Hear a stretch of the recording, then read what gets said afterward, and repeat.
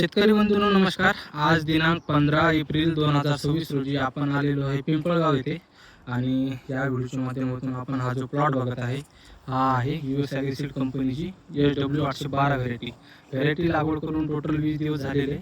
आज ही प्लॉटची कंडिशन आहे आपण संपूर्ण व्हिडिओ बघू शकता.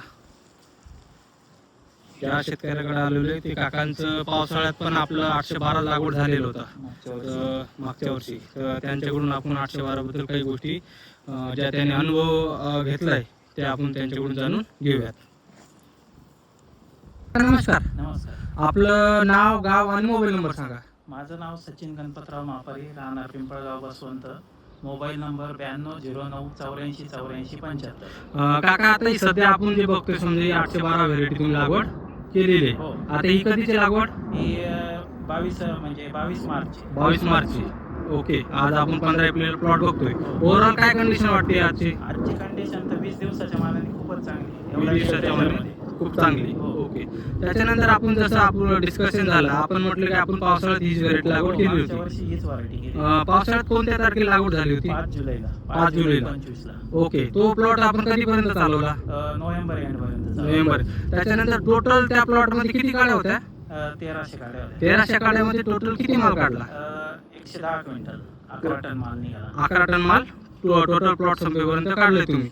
ओव्हरऑल व्हेरायटीची जी तुम्हाला व्हायरस टॉलरन्सी म्हणा, पावसाळ्यात एवढा चालू वर्षी एकदम जास्त पाऊस होतं, तशा पावसात डावणी भुरी रोगास व्हेरायटी कशी वाटली? डावणी भुरीला सक्षम आणि कळी पिवळी पडण्याचा प्रॉब्लेमच येत नाही. ओके. आणि व्हायरस तर म्हणजे शोधून सापडायला नव्हता. ओके. आज पण आपण प्लॉट मध्ये बघतो तो व्हायरस आजही फक्त एक अर्ध झाड आहे. एक अर्ध झाड दिसतंय. विषय नाहीये. ओके.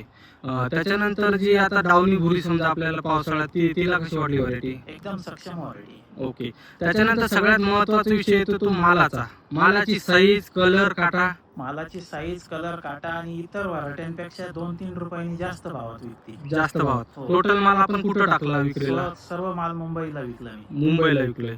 ओके. व्यापाऱ्याचं काही काहीच नाही.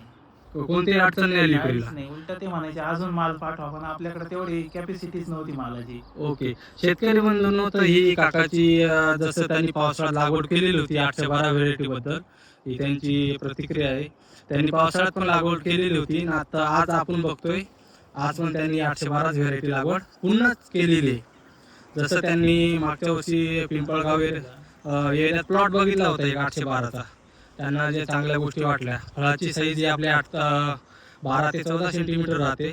व्हायरस टॉलरन्सी खूप जबरदस्त आहे. सगळ्यात महत्त्वाचं म्हणजे जी आपलं फळ पिवळं पडतं किंवा कळी पिवळी पडती, तसा प्रकार या व्हेरायटीत आपल्याला बघायला मिळत नाही.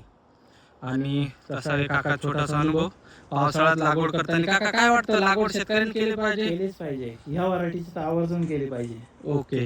काकांचं म्हणण्यानुसार पावसाळ्यात 100% आणि तशी 12ही महिने लागवडीला कोणत्याही प्रकारची अडचण नाहीये आणि चालू सीझन मध्ये आपण लागवड करू शकता. धन्यवाद काका तुम्ही दिलेल्या अभिप्रायाबद्दल. ठीक.